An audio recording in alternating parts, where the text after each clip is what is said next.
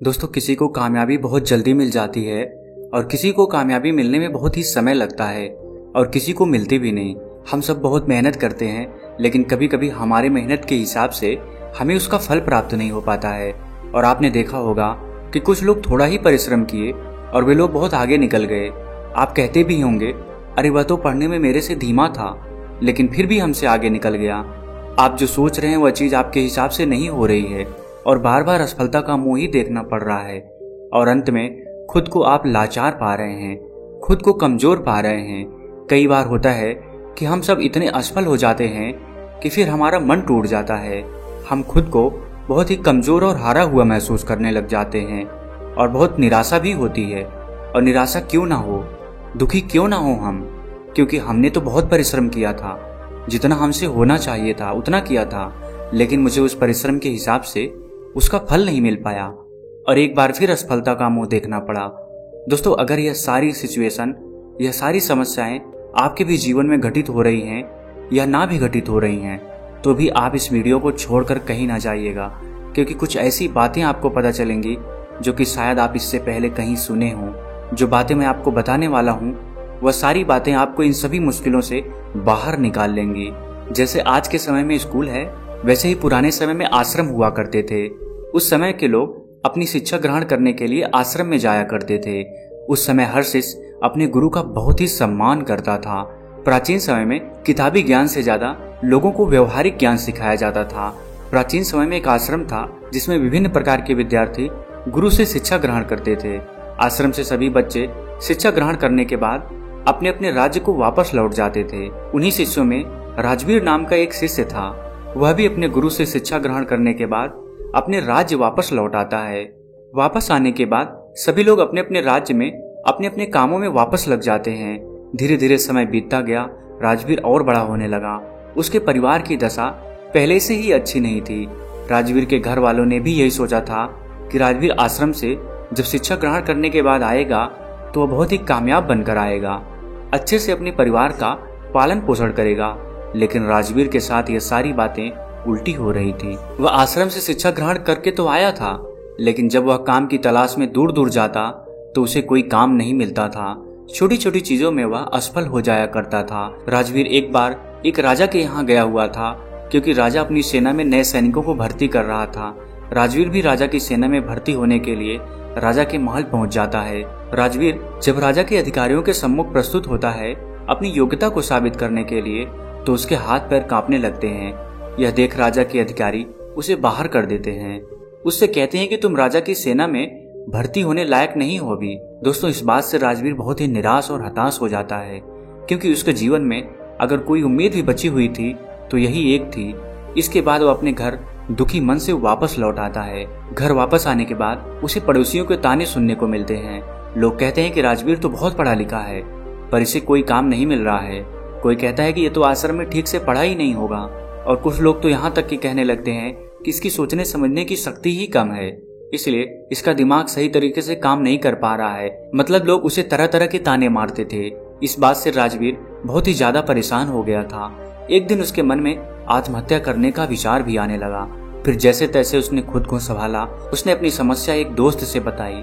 दोस्त ने कहा, राजवीर, तुम एक बार फिर आश्रम में अपने गुरुजी से मिलने जाओ और तुम उन्हें अपनी सारी समस्या बताओ, वह तुम्हारी सारी समस्याओं का निराकरण कर देंगे। राजवीर तो पहले हिचकता है कि आश्रम गए हुए बहुत दिन हो गए, पता नहीं गुरुजी मुझे पहचान पाएंगे कि नहीं। लेकिन जैसे तैसे वह हिम्मत जुटाकर आश्रम चला जाता है। वहीं पर उसे वही पुराने गुरु मिलते हैं जिन्होंने राजवीर को बचपन में पढ़ाया था। गुरु अब बूढ़े हो चले थे। राजवीर उन्हें अपनी सारी समस्या बताता है। गुरु बिल्कुल शांतिपूर्वक उसकी बातों को सुनते हैं। राजवीर कहता है कि हे गुरुवर, मैं कहीं भी जाता हूँ तो मैं असफल हो जाता हूँ। मैं किसी भी परीक्षा में पास नहीं हो पाता हूँ। मैं अपना अध्ययन भी बहुत ही अच्छे तरीके से किया था, फिर भी मैं असफल होता जा रहा हूँ, खुद को लाचार पा रहा हूँ। हमारे दिमाग में तमाम तरह के नकारात्मक विचार जन्म ले रहे हैं। गुरु कहते हैं कि राजवीर, मैं तुम्हें एक कहानी के माध्यम से तुम्हारी सारी समस्याओं को दूर कर दूंगा, उसे तुम ध्यान पूर्वक सुनना। गुरु कहते हैं कि एक चरवाहा जंगल में बकरियां चराया करता था। बकरी चराते चराते वह जंगल में इतना आगे निकल गया कि उसे शेर का एक छोटा बच्चा मिला। उसने अभी आंखें भी नहीं खोली थी। छोटा बच्चा सबको प्यारा लगता है, यह जानते हुए भी कि यह शेर का बच्चा है। उस चरवाहे ने उस शेर के बच्चे को उठा लिया और भेड़ों का दूध पिलाने लगा। वह बच्चा धीरे धीरे बढ़ने लगा, भेड़ों के बच्चों के साथ खेलता, भेड़ों के साथ ही घास खाता, भेड़ों की तरह ही बोलता, अपने आप को भेड़ ही समझता था। अब बच्चा बड़ा हो गया था। एक रोज किसी दूसरे शेर ने भेड़ों के झुंड पर हमला कर दिया। सभी भेड़ें दौड़ने लगी। शेर के उस बच्चे ने भी डरते कांपते भेड़ों की तरह भेड़ों के झुंड की तरफ भागने लगा। वह बड़ा हो गया था, लेकिन फिर भी भेड़ों के साथ ही भागा जा रहा था। दौड़ते हुए शेर के बच्चे को, जो कि अब बड़ा हो गया था, उस हमलावर शेर ने देख लिया। उसे इस तरह भागते हुए देख हमलावर शेर को बड़ा ही आश्चर्य हुआ। उसने भेड़ों की ओर से अपना ध्यान हटाया और उस शेर के बच्चे को ही पकड़ लिया और उसे समझाने लगा कि तू क्यों डरता है, तू तो खुद शेर है। दूसरा शेर जो भेड़ों के झुंड से भाग रहा था, वह कहता है कि शेर तो जंगल का राजा होता है, उसकी दहाड़ से सभी जानवर कांपते हैं। मैं घास खाने वाला इतना शक्तिशाली शेर नहीं हो सकता। हमलावर शेर ने उसे पकड़कर एक कुएं के पास ले गया। कुएं के अंदर उसे उसका चेहरा दिखाकर कहता है, देख, तेरा चेहरा मेरे जैसा ही है, तेरे पंजे भी मेरे जैसे ही हैं, इसलिए तू भेड़ नहीं है, तू शेर है। दूसरा शेर कहने लगा, ठीक है, मेरा चेहरा तेरे जैसा ही है, मगर तू तो बहुत शक्तिशाली है, मेरी आवाज से तो कोई डरता भी नहीं। हमलावर शेर ने कहा, तेरी आवाज से भी लोग डरेंगे, बस तू खुद को शेर समझ। जिस दिन तू खुद को शेर समझ लिया, उस दिन तेरे से सब डरेंगे। बस तू खुद की अंदर की शक्ति को पहचान। तुझे महसूस करना होगा कि मैं भी एक शेर हूँ, मेरे पास भी ताकत है, मैं भी जंगल का राजा बन सकता हूँ। जिस दिन तेरे मन में यह विचार आ गया, उसी दिन तू किसी से नहीं डरेगा।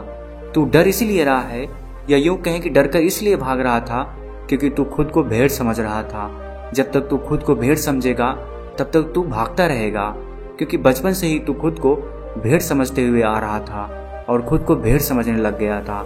इसलिए तू डर के भाग रहा था, क्योंकि बचपन से ही लोगों ने तुझे भेड़ ही समझा है, किसी ने तुझे शेर कहकर पुकारा ही नहीं, इसलिए तू खुद को भेड़ समझने लगा।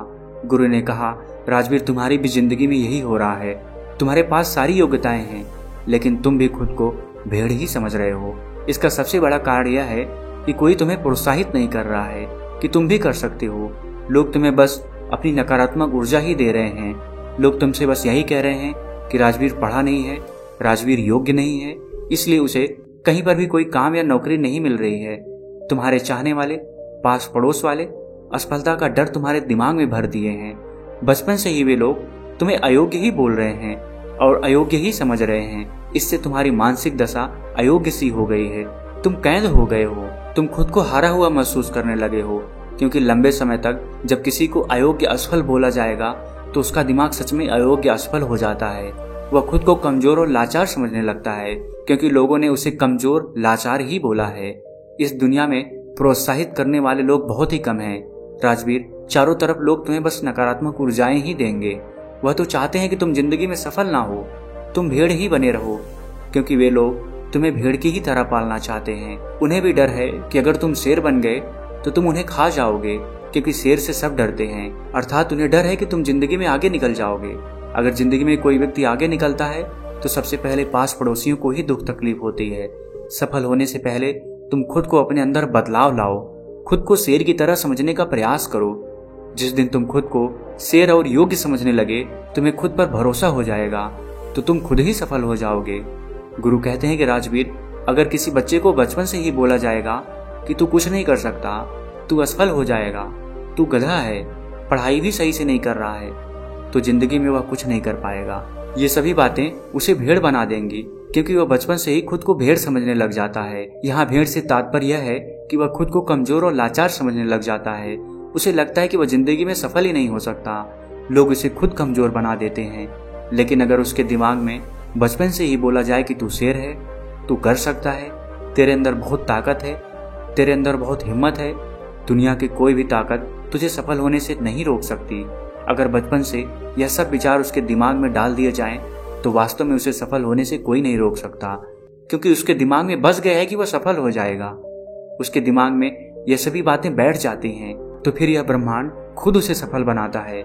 बच्चा जब 7 साल का होता है तो लोग जो भी बोलते हैं, उसके इर्द गिर्द क्या चल रहा है, वह यह सब बातें बहुत ही अच्छे से सुनता है और समझता भी है।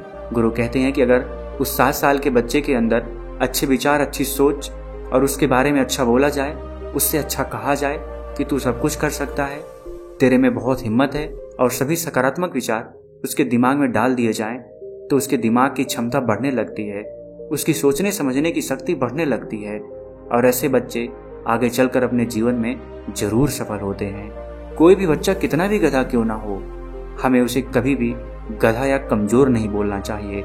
जब हम किसी बच्चे को कमजोर या लाचार बोलते हैं तो वह सच में खुद को कमजोर और लाचार समझने लग जाता है। वह समझने लगता है कि वह सच में कमजोर है। उसका दिमाग खुद को कमजोर समझने लगता है। उसे लगता है कि वास्तव में वह कुछ नहीं कर सकता, क्योंकि बचपन से उसे बोला जा रहा है कि तू यह है, तू वह है, तू यह नहीं कर सकता, तू वह नहीं कर सकता। तो यह तमाम विचार उसके दिमाग में बैठ जाता है। तो इस विचार से वह जिंदगी में कुछ आगे सोच नहीं पाएगा, वह भेड़ ही बन जाएगा। लेकिन वहीं पर अगर उसके दिमाग में बचपन से ही अच्छे विचार डाले जाएं, अच्छी सोच पैदा की जाए, तो आगे चलकर वह एक सकारात्मक ऊर्जा के साथ आगे बढ़ेगा। जब कोई व्यक्ति सकारात्मक ऊर्जा के साथ आगे बढ़ता है तो उसके जीवन में आने वाली सारी बाधाएं खुद ब खुद दूर हो जाती हैं। राजवीर, बचपन से तुम्हारे साथ भी यही हो रहा है। बचपन से लोग तुम्हारे दिमाग में यही सब नकारात्मक विचार भर दिए हैं, जिससे कि बड़े होकर भी तुम यही सब सोच रहे हो। तुम बिना डरे हुए खुद को सकारात्मक ऊर्जाओं से पहले भरो। जब तुम खुद को सकारात्मक ऊर्जाओं से भर दोगे तो फिर तुम अपने आप सफल हो जाओगे। सफलता के द्वार तुम्हारे लिए खुलने लगेंगे। गुरु कहते हैं कि कहीं पर जाने से, कुछ भी करने से पहले अपने मन को सकारात्मक ऊर्जाओं से भरो। तुम्हें असफलता या नकारात्मक विचारों पर ध्यान ही नहीं देना है, तुम्हें बस खुद को सकारात्मक ऊर्जाओं से भरना है। तुम प्रतिदिन जब सुबह उठो और रात को जब सोने जाओ, तब महसूस करो कि हम भी कर सकते हैं, हम असफल नहीं होंगे, हमारे अंदर भी ताकत है, हमारे अंदर भी हिम्मत है। खुद को सकारात्मक ऊर्जाओं से भरते रहो। इसके बाद धीरे धीरे तुम खुद को महसूस करने लगोगे कि तुम्हारे लिए सफलता के द्वार खुलने लगे हैं। गुरु आगे कहते हैं कि राजवीर, तुम यह काम आज से ही शुरू कर दो। अगर तुम यह काम आज से शुरू कर देते हो तो तुम्हें बहुत ही जल्द इसका प्रभाव देखने को मिलेगा। इतना कहकर गुरु शांत हो गए। राजवीर अपने गुरु को दंडवत प्रणाम करते हुए एक सकारात्मक ऊर्जा के साथ आश्रम से वापस अपने घर आ जाता है। 2 महीने के अभ्यास के साथ सबसे पहले वह अपने अंदर के डर को समाप्त करता है, खुद को सकारात्मक ऊर्जाओं से भरता है। ऐसे ही एक दिन राजा के सैनिक उसके गांव आते हैं और बोलते हैं कि राजा की सेना में कुछ नए सैनिकों की जरूरत है। इसके लिए जो राजा की सेना में भर्ती होना चाहता है, सैनिक बनना चाहता है, वह ठीक 5 दिन बाद राजा की सेना में भर्ती होने के लिए महल आकर अपनी योग्यता का प्रमाण देकर सेना में भर्ती हो सकता है। ठीक 5 दिन बाद कड़ी मेहनत के बाद राजवीर अपनी योग्यता का प्रमाण देने के लिए राजा के राजमहल पहुंच जाता है। राजा के सैनिक इस बार उसे देखते हैं तो उसमें एक अलग प्रतिभा, सकारात्मक ऊर्जा दिख रही थी। वह पहले से डर नहीं रहा था। इस बार राजवीर अपने सभी परीक्षा में पास हो जाता है। राजा की सेना में वह भर्ती भी हो जाता है। जब राजवीर के घर वालों को यह बात पता चली तो वे सब बहुत ही खुश हो गए। दोस्तों, गुरु के माध्यम से आज हमें ऐसी बातें पता चली जो कि हमारे लिए किसी वरदान से कम नहीं है। दोस्तों, उम्मीद है इस वीडियो से आपको बहुत कुछ सीखने को मिला होगा और अगर आप पहली बार हैं तो हमसे जुड़ने के लिए इस चैनल को सब्सक्राइब करना मत भूलिएगा। मिलते हैं अगली वीडियो में कुछ नए विचारों के साथ। तब तक के लिए आपका बहुत बहुत आभार।